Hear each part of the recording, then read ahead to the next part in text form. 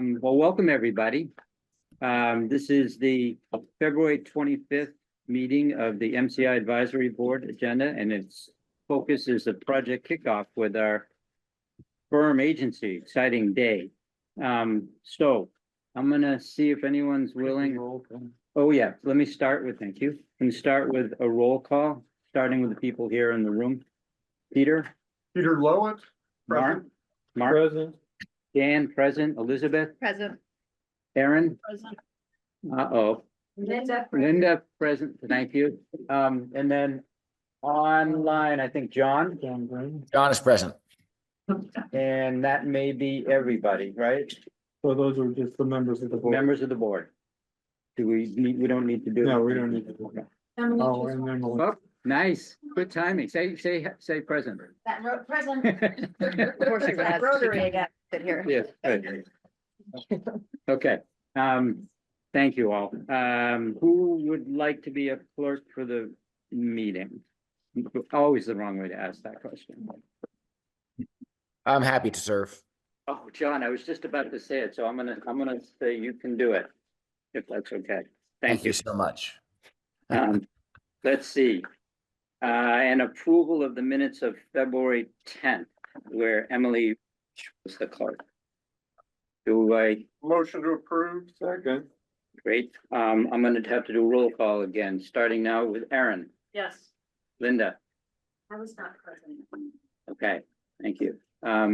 Peter, Yes. Mark, Yes. Dan, yes, Elizabeth? Yes. Emily? Yes. Okay, And thank, John. and Yes. John, Yes. thank you.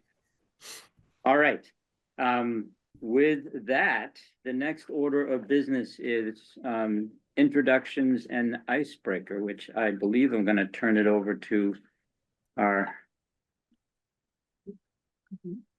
We'll go ahead and share some slides, just very briefly, to frame the conversation. Right.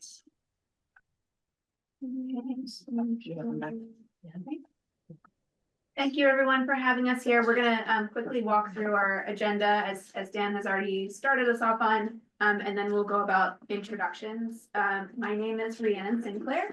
Hello, I am a planner with a firm called Agency Landscape and Planning. We're based in Cambridge, Massachusetts. So it was meant to be a hop, skip, and a jump to get here, but there was so much traffic that it was more like a slog.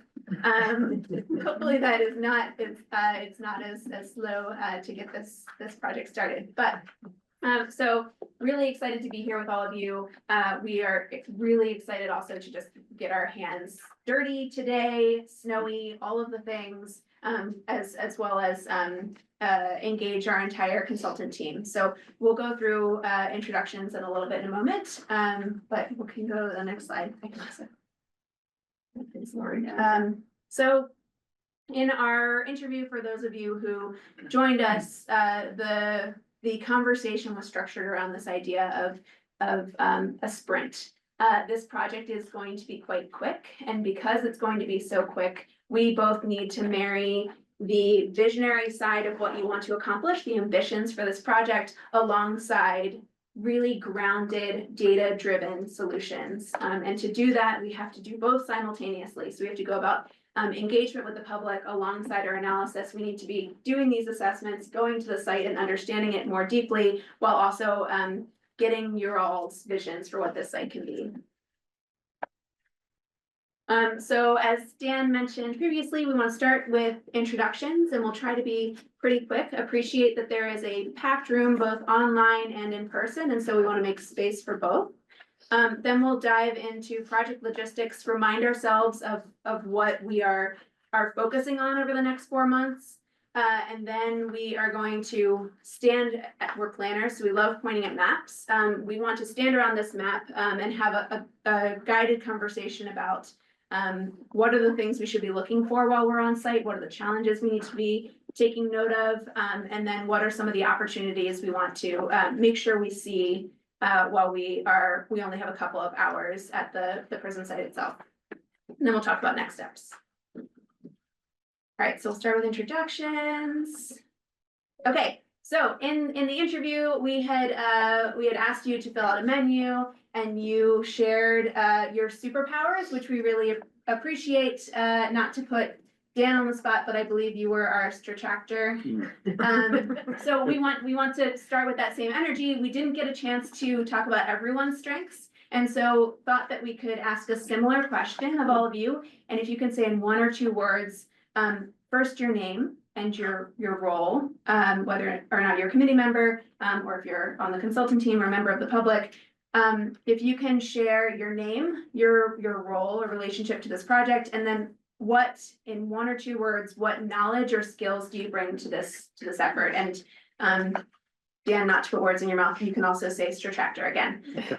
So we want to use that to better understand how we'll relate to each of you, and also understand what you think your greatest strength is and how that can be applied to this project. And so I'm happy to start, and then I'm going to put Shannon on the spot. My name is Rhiannon. I am a planner, and the superpower that I bring to this effort is going to be asking 5,000 questions, and it won't feel like a superpower, but bear with me. It will get to a lot of good answers. My name is Shannon. I work in the town manager's office, and I think the best skill I bring to this project is organizational skills. I'm Emily Rush. I'm on the advisory board and the community engagement committee. I bring commercial real estate finance, development, and vision to the product. Hi, I'm Elizabeth Akers-Moore. I'm also on the committee. I bring land use, legal knowledge, and also historic preservation background. Hi, I'm Dan Gainsborough. I'm a co-chair of the advisory board and also on the land use subcommittee. I've developed a couple of communities in town of Concord, and I develop outside the town of Concord. And I do possess that other skill. But you can't pronounce. I can't pronounce it. And I'm Mark Howell. I'm a member of the select board, so sponsor of this effort, as well as formerly working for the town. So I have municipal infrastructure, IT, and project management in my background. And so I'm looking to connect with you all. Hi, I'm Peter Lowen. I'm an urban planner. I'm the former director of Fort Devon's redevelopment, and I sort of a sustainable development visionary. I'm Erin Custer. I'm a member of the advisory board, the land use subcommittee, and the community outreach subcommittee. In my daytime job, I'm also an architect, and I do long range planning for institutions. And this is my neighborhood, so welcome everyone. Allison Wong, I'm part of the consultant team with Designing Justice and Designing Spaces. My focus is on public participation. Hi, everybody. My name is Shelley Roberts. I'm a studio director with Designing Justice, Designing Spaces. And the superpower that I bring is, I hope a restorative approach to design and community engagement. We're sneaky. Hi, everyone. I'm Justina Chang with Agency. I'm the project manager for Agency for the project. And my superpower, I guess, for the purpose of this is I love organizing stuff. Just like give me a kitchen, like give me a closet, a pantry, whatever. Give me a project, I'll organize the heck out of it. Hello, everyone. I'm Kate Tuke, landscape architect and principal with Agency. And today I'm bringing a total geekiness about site and ready to have good conversations about what the site potential is. Hello, everyone. I'm Yummy. I'm a landscape designer in this agency. I think the superpower I'll bring to the table will be the design optimism. Trying to see the best of everything, which I'm sure will be applied to this project. Hi, everyone. John Trementozzi with Landwise Advisors. We have market and economic expertise on the project, so our superpower is bringing market reality to the effort. Morning, I'm George Smith, managing director at U3 Advisors. Superpower I think that we're bringing to this is real estate expertise and strategic partnerships. I'm Jan Corneal. I'm the urban design lead at U3 Advisors, senior advisor there, and a resident of Concord. And I guess my superpower is to shake things up. And I'm Francesco Cerrone, also in the design consulting team with Bro Apple. My background is in transportation planning, and my superpower will be to understand a lot of the concern that you all will have about accessibility, traffic, parking, and work together to get to something that will work for you all. Hi, I'm Julie Janeski, also at Vera Huppel, and I'm bringing sustainability strategy. I'm Linda Miller. I'm on the MCI Concord Advisory Board and the Land Use Subcommittee. I'm also on the Planning Board in Concord. I've been on the Finance Committee and a number of other committees. I've lived here for 30 years, so my superpower is I love Concord.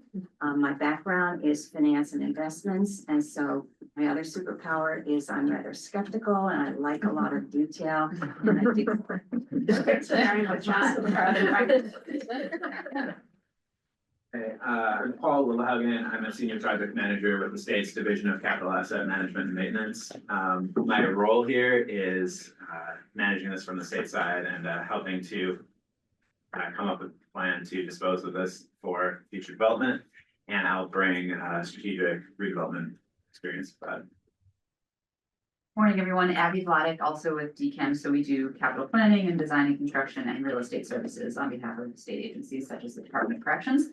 I'm the Director of Development and Asset Management at DCAM, and I think my superpower is helping things move from the state side. Great superpower. Hi, my name is Dean Gregg, former superintendent MCI Concord before I got evicted. Congratulations. I oversee Concord and Northeast Correctional Center, the middle pre-release. My superpower is gonna be a tour guide today. Morning, everyone. I'm Jeffrey Quick. I'm the Director of Resource Management with the Architectural Engineering Office for the Department of Corrections. I guess my superpower is I am the keeper of facility records. That's huge. I'm Joe Palumbo. I'm a resident of Concord and a townie. I was born here, and this is my neighborhood. And I work in the town specifically around the history of marginalized people and hoping that this development creates a new Concord that tries to do things differently than it's ever done before. Hi, I'm Michael Williams. I'm a citizen that wants to learn how this is going to fit into the community that I've been here for 32 years. Also, we're in the school committee and want to see how this fits in the plan and how it would enhance what we're going to do for our schools going forward. So, thank you. Hi, my name is Seth Hoffman. I'm from Merge Architects. There's three of us in a row. To be careful not to steal their thunder. We will be focusing on housing. It's the way in which we fit into this team, and that's a focus of our office. One of the things we love to do is to look at places and the vernacular of those places and think about how that can be translated into something contemporary. And that's it. We got no one. That's sort of a superpower. We do that really well. My name is Diana. I'm also from Merge Architects. As Seth mentioned, we will bring our expertise on housing and typology and density. My superpower is I have 3 kids. I can remain calm under pressure. Yes. Hi, everyone. I'm Robin Becker, also with Merge Architects. In addition to our experience with housing, I'd say my superpower is I'm a good listener. Good morning, everyone. My name is Brian Creamer with Ditch Engineering. Our main focus area supporting the agency team is on the pipes. Where does the water go? And answering those questions, really digging deep about how we're redeveloping this sustainable manner. I work closely with Borough Apple in that regard too. Thanks. Good morning, I'm Carrie LaFleur, I'm the town manager, bringing 30+ years of municipal service that I'm happy to offer the group. I think I understand public process, but I would say my superpower would be a creative problem solver. Russ Carlstead, town facility manager. Previous life, I was an architect in engineering, so a lot of experience there. My superpowers are, I'm sort of an operational efficiency expert for municipalities now. Good morning, Alan Cathcart, Director of Concord Public Works, 40 years of municipal experience in the utilities. I say expertise in water, wastewater, superpowers. I'm willing to look at regulatory constraints upside down, inside out, and every way, which way to try and make sure we get what we need by design, not by mistake. We're gonna pair you and Brian together. Great. Hi, I'm Elisa Sandoval. I'm the Community Development Director for the town of Concord.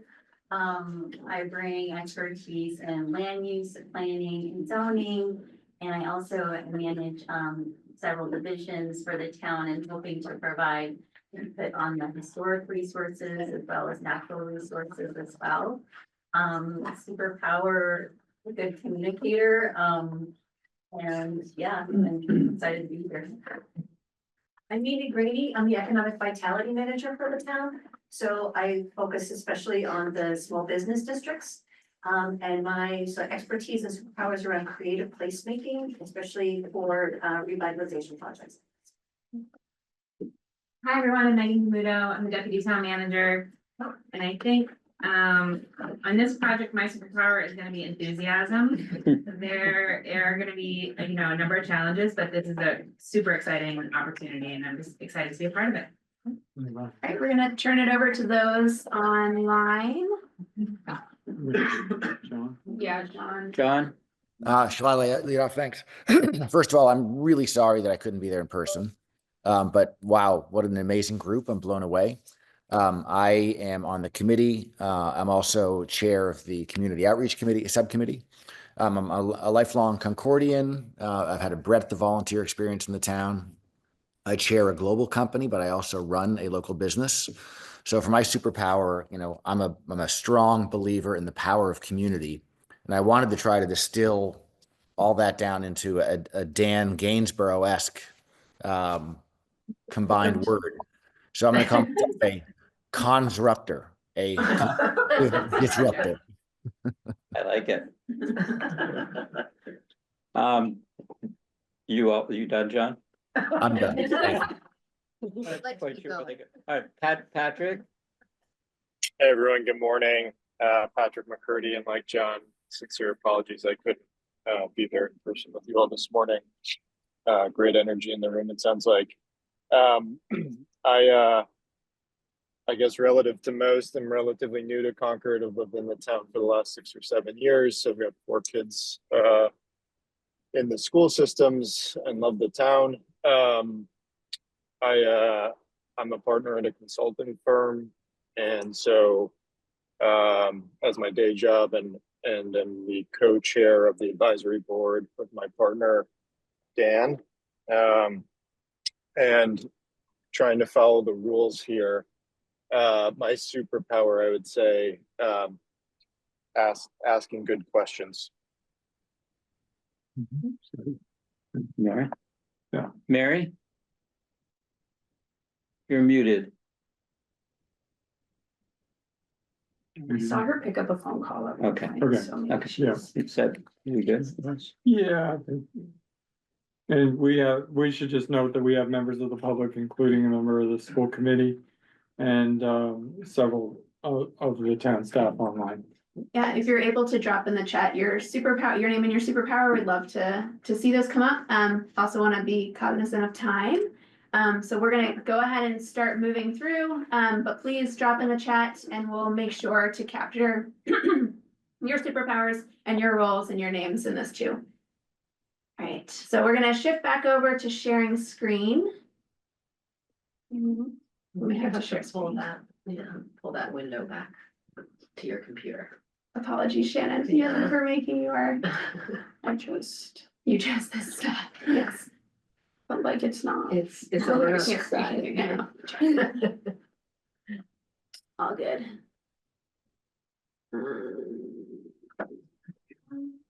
So, okay. Working. Can you all? No, you're on the. We're on the other one.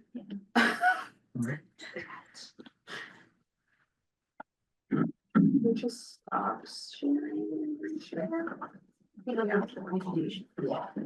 Got it. Thank you for bearing with us. All right. There you go. Okay, so. As we said already, really appreciate the opportunity to share a little bit more about your strengths. Let's see if we, okay, there we go. So we're gonna go through project logistics really quickly. I'm just gonna introduce our schedule and then have Justina walk through high level what we're going to dig into both for this first phase of work, but then also longer term. So as we said earlier, this is a sprint. We're gonna move very quickly. And that's why this collaborative process, being really clear about our roles, being really clear about our milestones and sticking to those milestones is of vital importance. So we have a series of tasks. This first round of tasks are what we're going to focus on with you all through June. So those are task 1 through task 4. And Justina is gonna share a little bit more about what each of those includes. Cool, thank you. This one? Yep. Right, okay, so we're here, today is March 25th, nope, February 23rd. Had a schedule already. So this is just like a very high level overview of the 4 tasks. We have task 1, discover, task 2, listen, task 3, envision, and task 4, analyze. And we are kicking off with task 1. So this is the phase that we're going to really concentrate the next month on. This is assembling and reviewing documents, really understanding existing conditions, what the site looks like, its history, and the surrounding area as well. And so in order to get there, we're going to be sharing the data requests with the city and reviewing all these documents to get a really good existing conditions report down and hopefully have a completion milestone either the week of the 24th or the 31st of March, not February. And just get to know the site and lay that foundation for how we're going to move forward. Also, part of this is an inclusive community engagement strategy. So figuring out what are the communication, community engagement milestones that we want to hit, what are the events that we want to go to, that we want to host. And that is all going to funnel into task 2. So even though it's called task 2, it's really a continuous process, this listening phase throughout the entire March through June, or today through June, where we're going to develop and maintain a project website, attend community outreach subcommittee meetings, develop public engagement, facilitate workshops. So we're going to take all this with the existing conditions and make sure to incorporate that fully in the remaining steps of the process, which start with task 3, which will happen late March, early April. This is where we're going to start really envisioning what can the site look like? What are the scenarios that we want to envision and dive deeper into? And this timeline you'll see closely mirrors the task 4 analyze, where we're really talking about grounding. We're talking about the economics of the site. So costs, land use, land value, and projecting that forward, getting some performance down, getting all the nitty-gritty numbers to give the city the best option to make the best decision. And so that is gonna result in a market report that's gonna funnel into the final report for this first task of the project. So super high level overview, but that all starts with the data. So like I said, we're gonna assemble a data request that we're gonna send to the town by the end of the week. And we're gonna, of course, cross-reference that with the data that's already in the RFP, stuff that's publicly available, and then let you know what else we need to make this work happen and make it happen. So back to Reed. We want to, so we're going to spend a couple of minutes talking about communication and roles. And then we want to spend the rest of our time really just like getting to know the site together on this map before we get to know the site together outside. So communication and roles. We have 2 questions for you all. We want to make sure we're making best use of all of our superpowers, making best use of the individual groups' areas of expertise. And then we also want to have a better sense for what committees and agencies we need to engage and how. We had a little bit of that conversation, I think, almost 2 weeks ago now, when we met with you all to confirm that we would be doing this work with you. But what we'd like to do in a more focused way is talk about how are each of these different stakeholder groups, whether it be the town, the advisory board, other committees and agencies, DCAM and other state agencies, as well as broader stakeholders. How do you all fit into this? And so this is a first pass at understanding what we think our roles are together. And we can continue to revise or confirm these roles, but we imagine you're all very busy. Many of you have other, especially on the advisory board, have your own careers, have your own other interests and hobbies. And so want to make sure that it is abundantly clear what places we need you to be responsible to, what we need you to be accountable for, what are we just sharing information with you so that you're consulted, and then information sharing and how you're relating to that. So for us, as the consultant team, we are responsible for leading the engagement process. We will engage what we're calling the core town project team, which I think we have ideas about who that includes, and Shannon and Megan are a key part of that, but we imagine that we will have regular correspondence with the core town project team to go through logistics to make sure that we are being organized, and that we are going about the engagement process in a way that meets the town's requirements. And so we see them as responsible to this process as we are. The advisory committee, however, is not responsible for identifying the venue for a public meeting and setting up the boards for a public meeting and making sure that we're advertising for that public meeting. The advisory board is mostly responsible for knowing when that meeting is happening, gathering that information, and being accountable to sharing or disseminating that information out. Similarly, other committees, which the town of Concord has many wonderful committees that all have different relationships to the site, we imagine are consulted about it. We'll share out in an organized way when something's happening, when there is a kind of an engaged conversation that we're having, when we'd like to pull that committee in for a particular topic, that they are consulted about that. They are not responsible for that public engagement process. They're not meant to guide that public engagement process. They are consulted about that engagement process. Similarly, the broader public, we see them as being both consulted and informed about that process.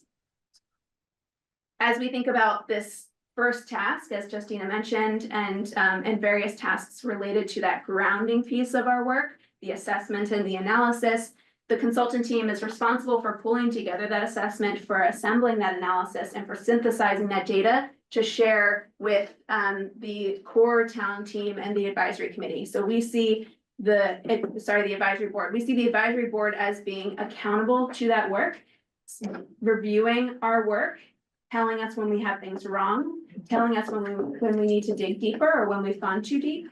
But you are accountable to that work. You are not responsible for doing that work. Other committees and agencies, and just to put DCAM on the spot, we see you all as resting very much within this space too. You are consulted about that work. So we'll share that work with you. We're not asking you to be directly responsible to that work in the same way that the advisory board is. And then the broader public is informed about that work. We have the project website. We have all of these moments for public engagement. We share that information with the public so that they can make better decisions about topics that are important to them and their vision for the site. Then we have overall vision. So this is where things change a little bit. This isn't our vision. This is the consulting team shouldn't have the vision here, but we are accountable to giving you all the information you need to make that vision. The core town project team, the advisory committee, and the broader public, it is your vision. So to us, we just need to provide you the information you need to be responsible for assembling that vision. And we will frame that for you all so that you can assemble that vision together. And then other committees will be informed about where you've landed on that vision. So it's not DCAM's vision, it's the town of Concord's vision, and we will inform DCAM about where we've landed there. And then last but certainly not least, the plan itself, the concepts, the scenario building, the recommendations. Consultant team is responsible for that. The core town team is accountable, so engaged in helping us to guide that process. And then we will share all of that information with the advisory committee. I think there might be moments where the advisory board will want to be more engaged in concepts, and I think we're we should have a conversation about what that looks like. But imagine that you are very much consulted. And then the broader public is informed. Does anybody have any questions about this understanding of roles or any changes you would make? I don't know, what, sorry? Okay, Patrick, and then I will go. I thought it might be worth discussing. So first of all, this, I think, looks largely correct. So thank you for this. I think it's very clear. One area that I think would warrant further discussion is the last row and the where the accountability rests. It just feels inconsistent with kind of the logic applied to the top two rows. So I thought maybe further discussing the thought behind that. Yeah, happy to. And I do think that this could be a space where it sounds like, Patrick, what you're asking is, should the advisory board be accountable to the last row? Correct. Is that what you're asking? Yep. I think we could definitely do that, especially if it's a space that you all feel you have capacity to engage in. Yeah, so it sounds like we'll switch that green to blue. Yeah. Patrick, is that your question? Yeah, and I'm happy to hear if there's a different perspective on it. But listening to the logic applied to the first two rows and seeing as those will be the the first, second, and fourth rows are effectively the inputs into the vision. It just felt inconsistent as to why those two, the accountability had been kind of separated. And so I was curious as to if there was a strong rationale for that, or if we're comfortable moving the blue to the advisory committee. Yeah, I think our rationale is largely that it's a moment where we're really digging into details. And so, to us, it's a moment where if you're willing and interested in digging into the details with us, we're happy to go there. And it sounds like you are. And so we can definitely make that change, but there wasn't a strong rationale for why we thought it would be inappropriate for you to engage here. Okay. I concur. I think that, this is our purpose in life. So I totally concur with making us. Good job. Director has spoken. Mr. Tractor. So, and this, I think, might relate to what some of the questions we're hearing, but so we started to talk about in the land use, how we're going to, an issue came up where we were starting to get feedback from some of the various stakeholders. And it's quite conceivable, even in groups that one would think that they're would be relatively aligned in terms of their objectives, they're not. And so, surprise. And so I'm wondering where on that, our goal was to come to you with as much of those inconsistencies reconciled as possible. And it seems to me that that's going to be collectively our challenge. And I'm not sure, looking at your diagram, which I think is wonderful, where that happens and how it happens. Yeah, I think that is a great question. I think that it almost makes me wonder if we need another row that really starts to define that together. And I think that there might need to be kind of an implementation side of this too, because all of that is in service of the next step, which exists beyond our engagement. Yeah, just to sort of build on Dan's point, as the land use strategy committee, we sort of sat down to try and figure out what categories of groups and what questions you might want to have us assist. We just wanted to figure out how we could help you move the discussion along, and we're doing some categorization and coming up with some questions to ask some of the groups. So, we want to help. So just, tell us to either rein it in or what have you. So. No, and I'll say, like, as an example, there is on your project website, we were looking through this the other day, it says, take a look at our committees and boards. And it feels friendly, but then as soon as you open that website, it is filled with what feels like 100 committees. And to know which of the committees has the best relationship to this work is really difficult. And I think that's probably our first starting point is like, we have a sense for what we think the groups are that we would want to collect more information from, but might need you all to help us define who those are. Yeah, and to Peter's point, we thought, but we want to hear from you guys, we thought it would be useful to have a consistent set of questions that we could ask all the groups, just otherwise we're worried about getting all sorts of different responses. But Yeah, we've been already assembling some questions that we have generally, Good. So I think we could consolidate those into broad questions that could be applicable to this piece. Yeah. Any other thoughts before sorry, we? Paul? The one thing I wanted to add is that, as part of the enabling legislation that allows DCAM to ultimately dispose of this property, we were tasked with doing a minimum of 3 public hearings on this topic. We did one in September in collaboration with the town and have been holding our powder on that until we could integrate with your broader public engagement process to make sure that we're totally in alignment there. But at least 2 more times throughout the process, not necessarily before June, but at least before the end, before any disposition happens, we are statutorily mandated to do 2 more public hearings that we want to have totally integrated with this process. So at least on a small portion of that public engagement, there is very clearly a DCAM responsibility. Okay, so it sounds like we're making that partly Yeah, magenta. like one little purple Okay. mini circle. Perfect. It's very rare that we show something like this where we talk about responsibilities and people are like, we want more responsibilities. Yeah. So are you going to build out a little bit more about how you might distinguish the members of the core project team versus the? Yeah, I think Okay. it's something that we want to confirm with the town. I think that'd you know, be useful. Yeah, who those folks are. I know that you've been engaged in a lot of our emailing back and forth already, and so it could mean that there's like a level of board engagement in this regular correspondence. Yeah, I think that would be helpful. And I'm reading the last line, concepts and recommendations is the point of developing those concepts and recommendations, not actually the adoption of the selection of a particular. Good clarification. Yeah, That's what I thought. too. that's correct. Yeah, all right. Great. Anything else before we move on? I don't see any questions on that. Great. So, we also want to spend a little bit of time talking about broad public engagement. Michael had mentioned this, I think, as part of his question, and then I can't remember your name. Joe. Gil. Thank you. Joe. Oh, Joe, sorry. Yeah, Okay. I'm hard of hearing.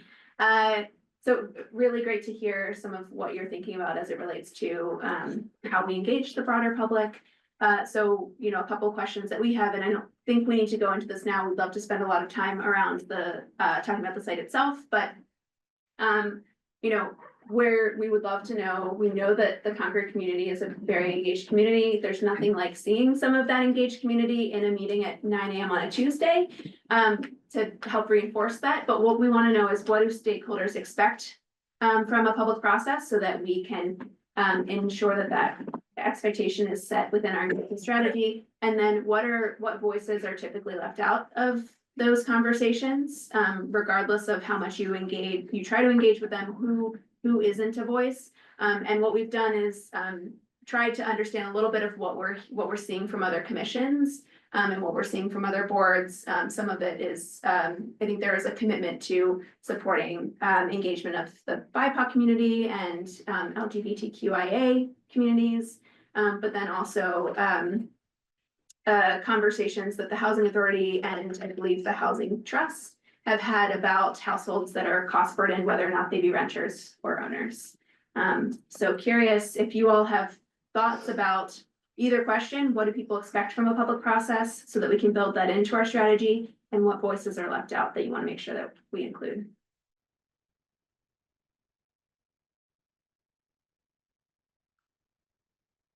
Looks like Mimi has a response. So I would say, small businesses, existing neighborhoods of West Concord in particular, this is gonna be highly impactful to them. I'd also say families, I think, at least having one meeting where it's easier for families to attend, so whether that's robust virtual engagement or childcare, that's gonna be key. And it looks like you all have a youth advisory board as well, or a youth committee, which is, we could try to tap into too. And just, one other group, I think we have a transportation advisory committee. And that would be helpful for you as you're thinking about, connections from the site to, West Concord, other areas, making it pedestrian and bicycle, friendly, so.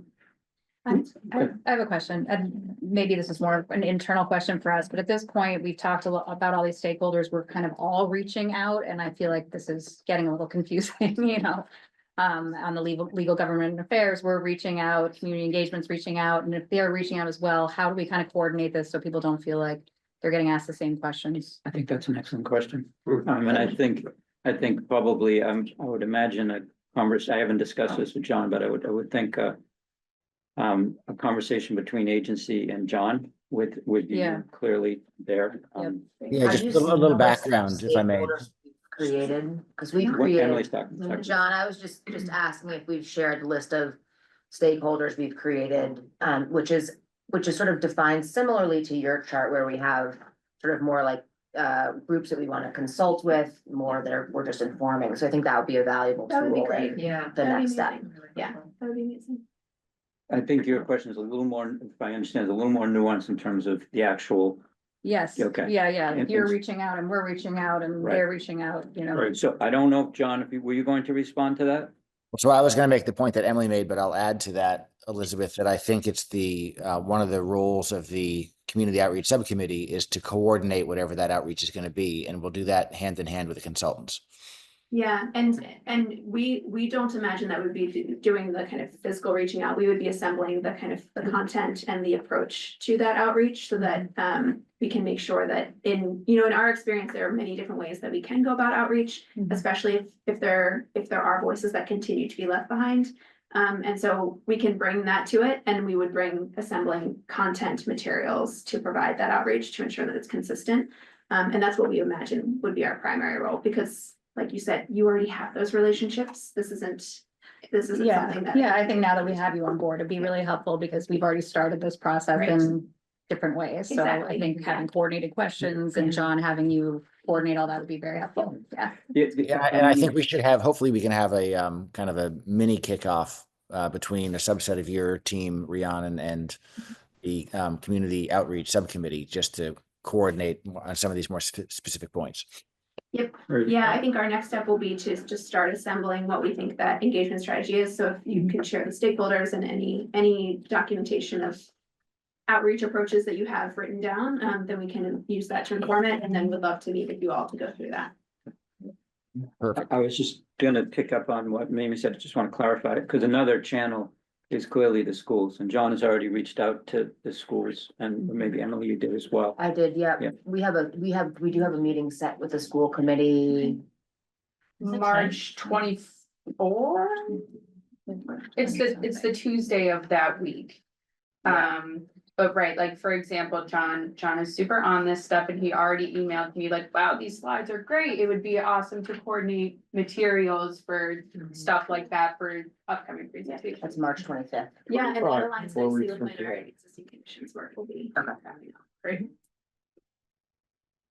Perfect.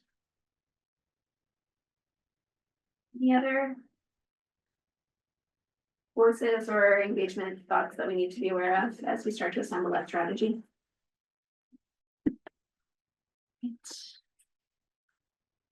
Okay. Should be just use there. All right, so time to brainstorm. We have a map in the center of the room. For those of you who are online, we can pull up the map on the slides as well.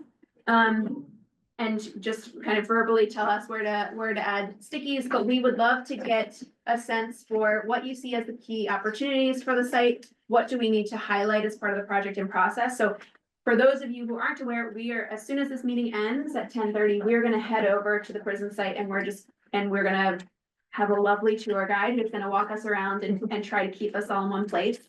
But would love to know, just have a better sense for the site before we go there, rather than just kind of seeing everything all at once. So want to know opportunities, and then also want to understand constraints. I do want to clarify, just because I know there's a variety of folks in the room, that is a tour for the.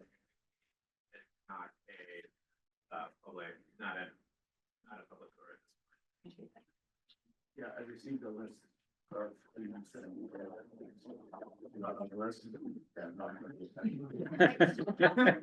No, and just to clarify, this activity now is about the area inside the prison walls and fence and secure area, but also about the portions of the site that are outside that, which the team will also tour afterwards. So we want to kind of hear about all of the opportunities and constraints in this exercise that we should have eyes on today, whether inside or outside that wall permission. Yeah. All right, anybody want to come We're happy to over? scribe for you, or you can come on up. Online folks can also annotate, use the annotation function on Zoom. So Mhm. probably have it turned off to be honest. Oh, you did? So, yeah, online folks, you could also use the chat, and we can amplify your voice in the room. I mean, I'll start. if you guys want. Please. I think the thing that I'm worried the most about when we start this planning process is what's happening with the Rotary and transportation and it without knowing what the access is to the site and how this is gonna work. I think we have a difficult job, although I know you can do alternative analysis, but it sounds like we're very far out from MassDOT even having a concept plan. So. The annotate function works.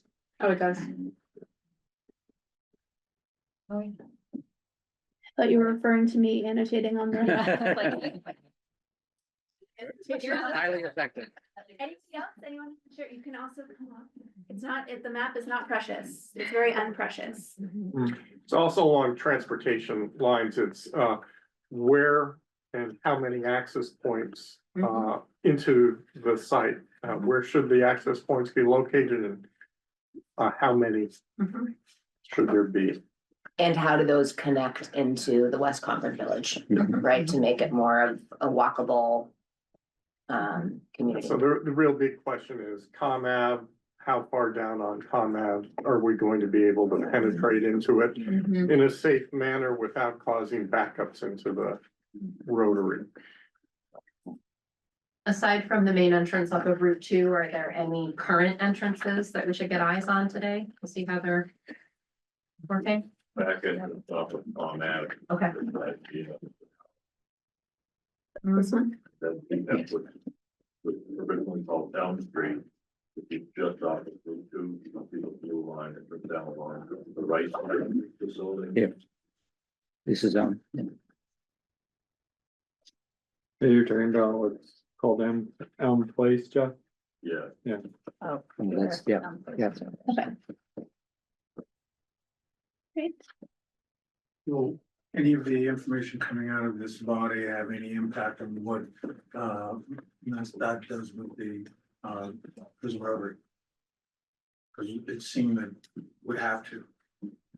Yeah, so we have seen the 2 concept plans that are public for the Rotary. And part of our work will be to look at those in context for potential opportunities and constraints that they might pose for the development of the site. I will say though, that when we met with MassDOT most recently, they said they're 18 months out from new concept plans, which take into consideration the fact that they have this parcel. So, this parcel is now changing hands. So I don't know how useful those concept plans The are. question is, will there be a dialogue? Or will it be They said dialogue.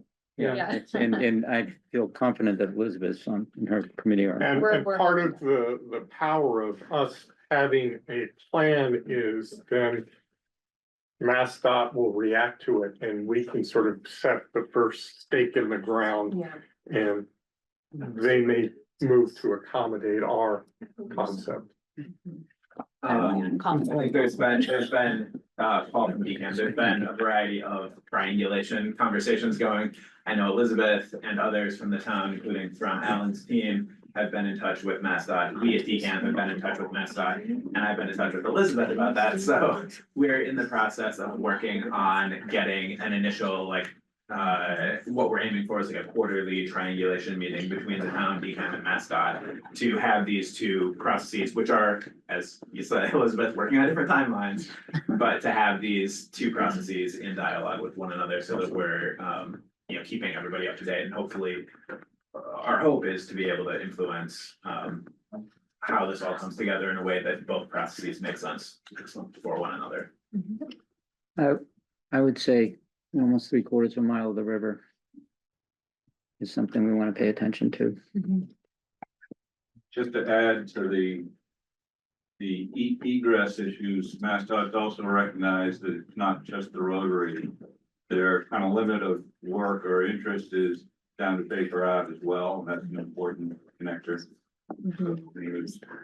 Right. Understanding that we're not just, focused on just the rotary. Let's worry about this too in this bridge, which is compromised. This bridge is compromised. Mhm. Okay, What it, the other access point, is it Winthrop Street? It's Winthrop, Yeah, yeah. Winthrop. Yeah, Winthrop, and then there's a easement over the Concord Housing Development property. And it goes over the Minuteman Rail Trail, so. But it's a very poorly defined right of way. It's all open parking lot in one area.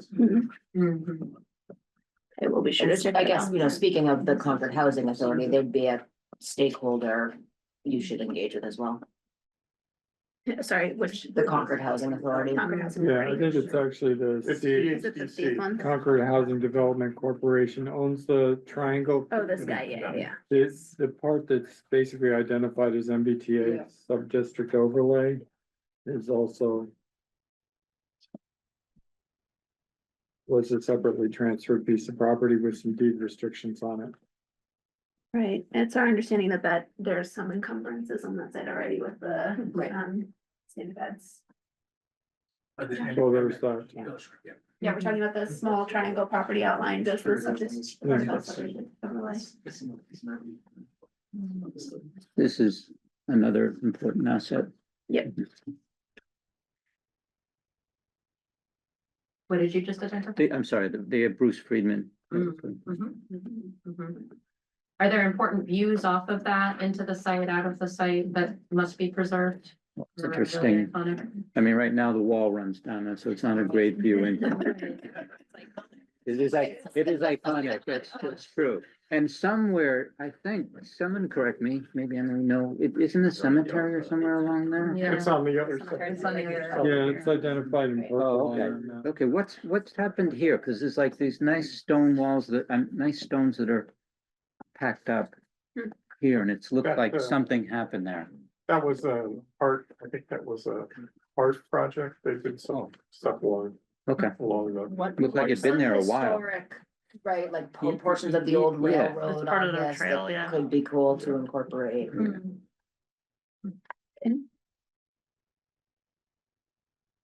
So there's a lot of wetland and floodplain, and then there's the riverfront setback, which is a Massachusetts, bylaw. But we could also look into whether or not we could put some of the recreation facilities, which there's need are into the wetlands and not into the wetlands, but into the 100-foot buffer setback from the river. So we can better use the more buildable portions of the site. There are some historic buildings. Yeah. Yeah, Yeah, we saw the National Register application. This one? That one. No, yeah. yeah, also Oh, this those, is the ward. those two that are right in that corner next to the Is that- red dot yeah. and the rotary.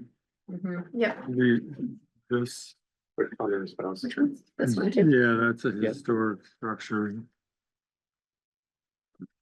If you're talking recreation, identify Giroux Park. Yeah. Adjacently, between the rail trail, the town built there. Mhm. Money invested in that recreation area as well. That would be Yeah. at least acknowledged. Now, Yeah. how come you haven't said the wastewater treatment plant? I don't need to, talk about.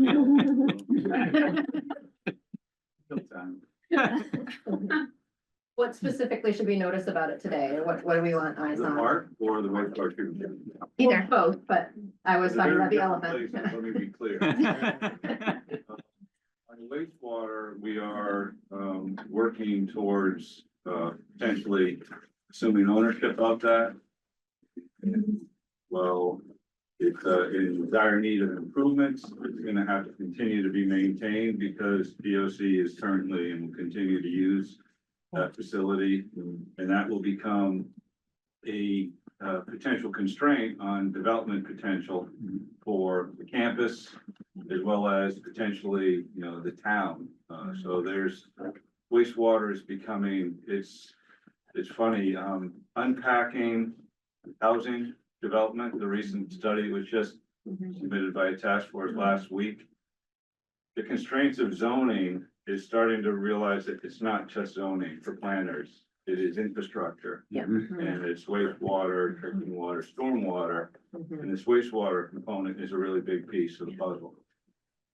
So, Alan, I'm curious, Alan, do you expect, based on your current thinking, that the footprint of that plant will expand as we improve it?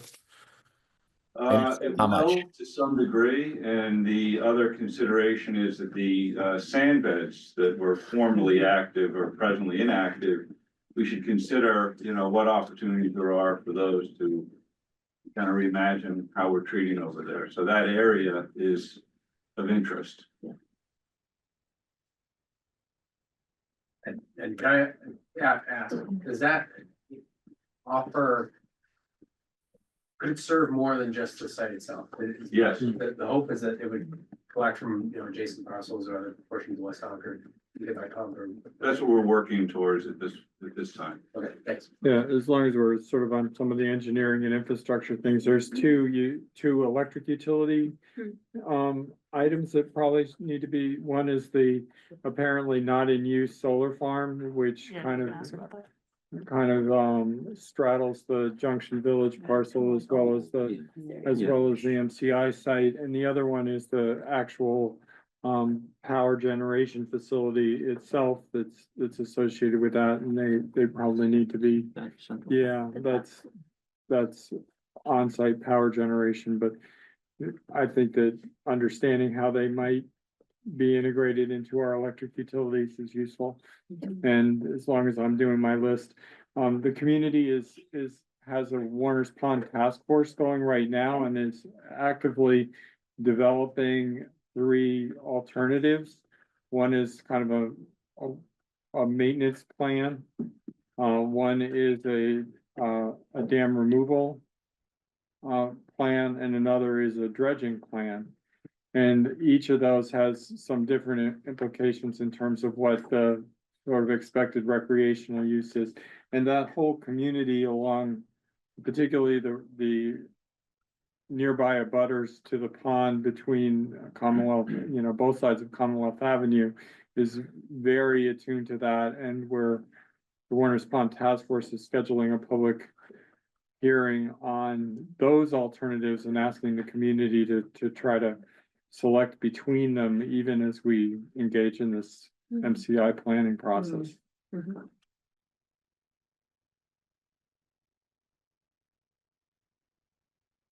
How are they going about their engagement process? There's the 3 alternatives have been developed into a relatively standard format that is intended to allow citizens to be able to compare them. And we're planning a public meeting to go over them all 3 and ask for community feedback. That had been scheduled for March 13th, but it's been pushed back to April 3rd. So, and I think that's subject to confirmation, but that was the latest just of yesterday. I think we need to talk about the community road too. We need to. Opportunity or challenge? Yeah, well, both, yeah, hopefully it's opportunity, yeah. Where do you see opportunity? If there's some way to, create a stronger link between it, right now, I think there's some discussion about enhancing a bridge, especially the development that's happening. Yeah, over there's a here. new development, right? This bridge? No, which bridge? No, It's- there's no there's no bridge currently. Right, Ah. talking about, Pedestrian bridge. this is a, sort of commercial, so that to sort of link it to the West Concord Village. Where's the new developments, like right here? I think it's back, get my I orientation. thought it was around this. Yeah, you might- that was around that. Right around either side of this, the Novo River side. Yeah. Okay, Yeah, okay. either side of that. Is that the multi-family? Yeah, there's a multi-story thing going right around here. Okay. Yeah. Isn't there an upcoming information session on the Elizabeth Avenue Bridge? Yeah. Yeah. Yeah, you know when it is? March 10th. March 10th.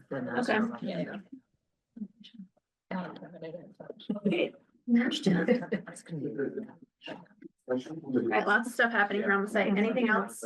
Well, I think for John's benefit, Yeah.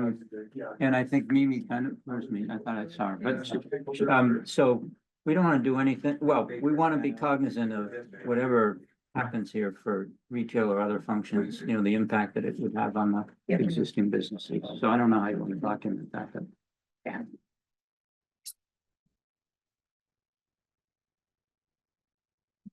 I think something that's worth taking a look at while you're out there, the perimeter wall, right, is a huge. Yeah.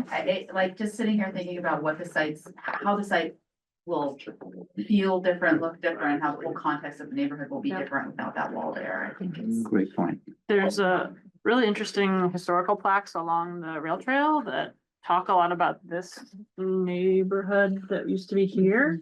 That was all prison worker housing, and how it was, you know, really created a whole set of row houses along there and how they engaged with Orange Pond and it was a little bit separated from the community for a long time and I think the row houses along here came down like 20 years ago. About 10, Yeah. Yeah, there's one of them that's been preserved. Just, yeah, the one there, yeah. There are some, you know, senior citizen members of the community who have firsthand stories about what it was like to interact over and around the wall as children with the prison population there, which I think are important to capture. Someone was telling me some of these stories very recently, and it was quite interesting. Did the wall go up, what, about 70s, 60s, 70s? I don't know. Looks like that, but. This person was probably a child in the 60s. So, and they were telling a story. I don't know whether I think the wall didn't have the fence in front of it, so it was a lot easier to throw things over. Prior to the current one, there was like a wooden wall. Yeah. That predated that, so. Huh. You know, it's been walled, albeit in a different format. For more than. Make a good lacrosse wall. Are any of the buildings within the prison that aren't historic interesting or worth keeping? We haven't been able to really tour them all. We went to a few during our visit. The chapel. The chapel Like an is element interesting. to- Maybe not the actual structure, but. My friend Jeff, yes, There's. keeper of facility. Yeah. Chapel. Yeah. A real historic, other Right than in the one middle. of It's the- underground. Yes. Yeah. Yeah, we just put a new roof on it. Yeah. And just redid the floor. One of these, Floor. So let's keep one of these is that the, part. yeah, I don't know which one might be that one. Surrounding, offices and. Jeff, which, Areas, keep them work. which building is that, Jeff? The gym. No, right, and Is it the square building? Okay. Okay, Yeah, right there. Yeah, that's the gym. Okay. That's the gym, the center yeah, building. you called it. Yeah. Just why is this referred to as a study area? Is that something we should be paying attention to? Is that? We've asked, DCAM to allow us to develop up to the cemetery, and the agricultural land beyond it is, you know, Department of Agriculture is interested in it, but it's also maybe DOT wants it for part of the. It's it's part of the same parcel, so it's when, I think this was what Gamble and Associates who did the map, or I don't know if this was your map, it might be a different one, but it gets, when you pull the property, it's part of the same delineated parcel, so there will probably be some parcelization needed at some point. Is it currently leased as agricultural land or? Concord Farm utilizes that parcel. Okay. Farm. Yep. The cow. Okay, Great opportunity for farm to table. yeah. I will say that, there's a portion of, stakeholders that are not on the map here that have, personally, and also, our neighborhood is. Yeah. Sort of, we're in the like right now, but the neighborhood up there, there's been significant development in that zone over the last 20 years, I'd say. I think it represents some of the low-income housing in town, so. This is like, yeah, it's your back to. Or recently, DOT helped us get a sidewalk up to the rotary now, so there's a pedestrian access. How far of a walk would it be from your neighborhood to? To downtown, I've done it on the rail trail, it's probably, yeah, 3 miles maybe. Yeah, I mean, one thing that's You not love their obvious tree on this map is that there is a route, a bridge over Route 2 Right. that the Right, rail right. trail takes, which. Down comes there. down to pedestrian. And that's, Pedestrian. Yeah, Right, yeah. yeah. Register. What's So- it called again? Other aspects Yeah. that might be of interest to the designing justice folks is, this is where Malcolm X began his journey to become Muslim. And this whole site was actually before the Civil War, the Massachusetts National Guard units all came there. They called it the Great Encampment, and they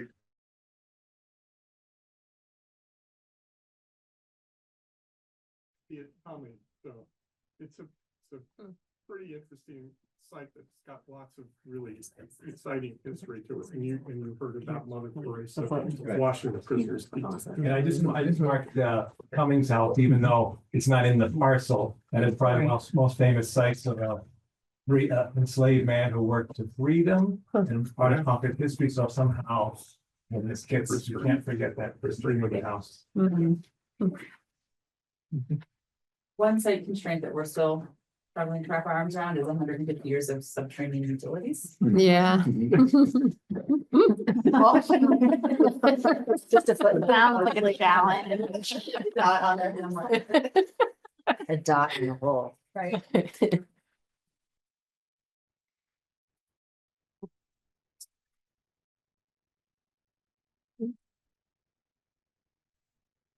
So the wall represents a couple of things. It could be, Concord's new gated community. It could be, a source of construction material for road improvements and other types of things as it gets demoed. And how are we going to use that? And that's also going to require phasing for the development. Things like that when we get into it. Yeah. Peter, I heard one person suggest that we might retain the towers. They could be really cool Airbnbs. Back around, what are we gonna do in the near term where it's an eyesore, right? How can we improve that? I know that's not your primary charge, but something to think about. Good to know. Yeah. Short term. The short term. Yeah. Phase 0. While at the same time making sure that we don't turn a permanent. Yeah. Oh, sorry. It's, yeah. I don't know. We're having trouble. Is that? Patrick, did you have something you wanted to say? Yeah, I think Patrick and John, are you there? Yeah. Hold on. Oh, we can't quite hear you. Hold on. Yeah. Thank you. Patrick, could you try again? Sure, can you hear me? Yeah, now I can, sorry. We knocked the owl. No, it's okay. There was just a comment about temporary. Yeah, we were just. Marcus, you're. Yeah, I was.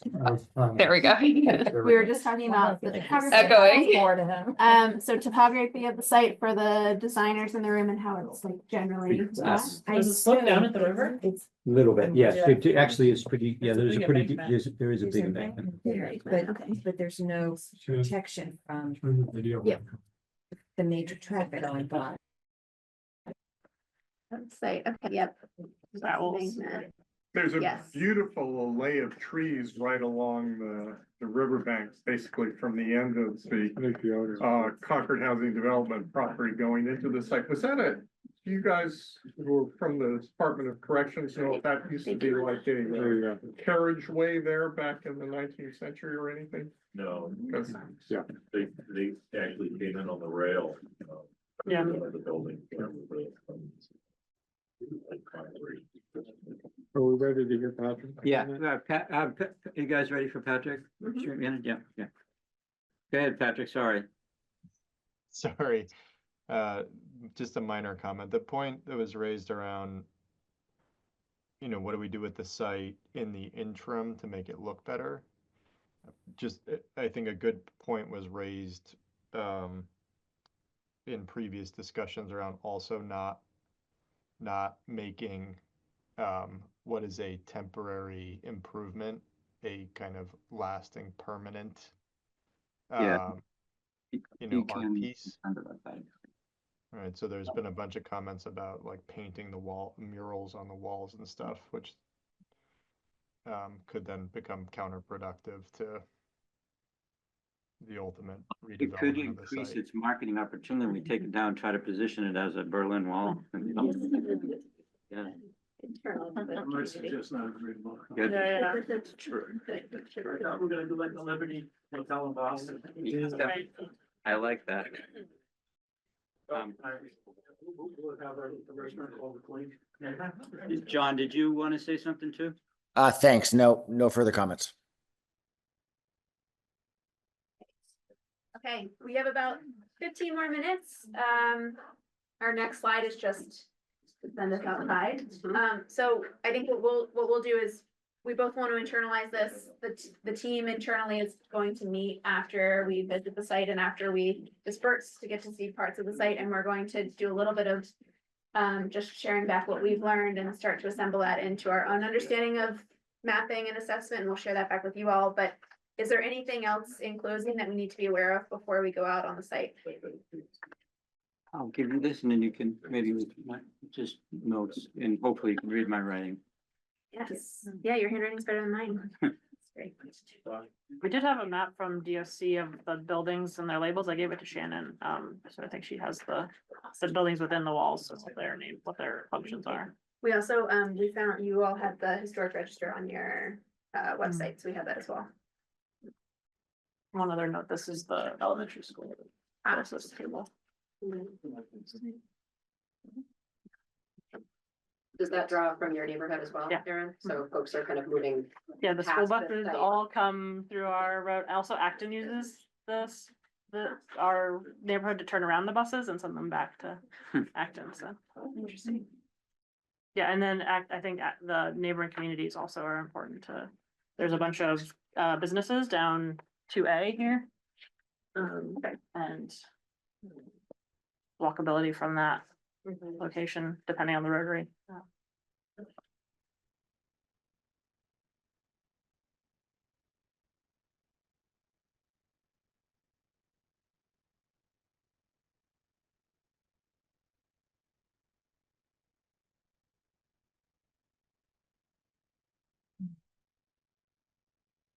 Anything else? Already thought that the community, West Concord community is really close knit, closest sections of the Concord and Elaine, we're being mindful of the concern that this 100 acres of development is something that can change the flavor. And the community might want to be mindful of, we might want to be mindful of the community's flavor now, how important it is to the community, and that this is early days. Yep. But always have that in the back of your mind as we move forward. Yep.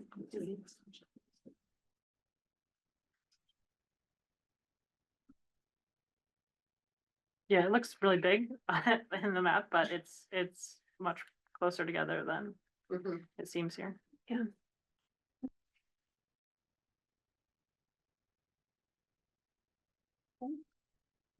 Great. So we'll go ahead and pack up and then, I wonder, I don't know if the DOC folks have a place that they'd like us to go to meet them for the.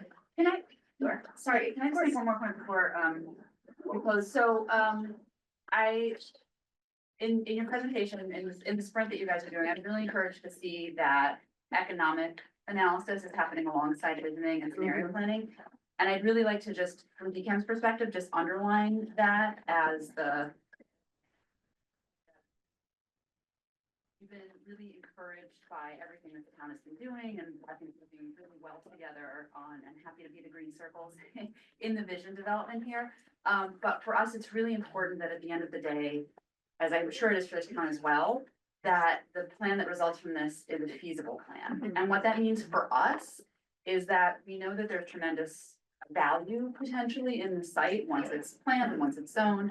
We also know that there are liabilities on the site, right? And we joke about, not so funny, about the underground utilities. That, you know, there's who knows how much demolition that's gonna need to happen. And so I would just really like to kind of encourage the team to keep that feasibility question in mind all along, because you know, we don't have extra money to put into kind of making development work here, right? We are expecting that the development of this site will pay for itself. We're not looking, you know, we're not looking to make a penny on this, right? Because, you know, we're not saying it has to net us $10 million, it has to net us $50 million, but it has to at least break even from our perspective. And so I just ask you all to keep that in mind as you move forward. Can I ask a question, Bill, on that? Am I correct that there's gonna be another opportunity for us to talk about sort of, visioning and goals related as part of this? Okay. Yeah, I mean, this is really, today what we're doing is trying to give you a download on the site. trying to understand. Right, Yeah. okay. Yeah. But, cause I agree that that's a big issue. Wow, okay. Yeah, already. Hey, Dan, can I add one more kind of non sequitur? Yes. Can you hear me? I just want to point out, I was hoping to be at that tour today and not able to for some medical reasons, but there's a gentleman named Lee Cott who's on the phone, who's on the line. And had I been there with the DOC officials today, I was going to ask them if we could arrange a time for him to go in and take some kind of documentary photographs of the site at some point. So I just wanted to put that onto the radar for folks so that we can figure that out of time this spring to make that happen.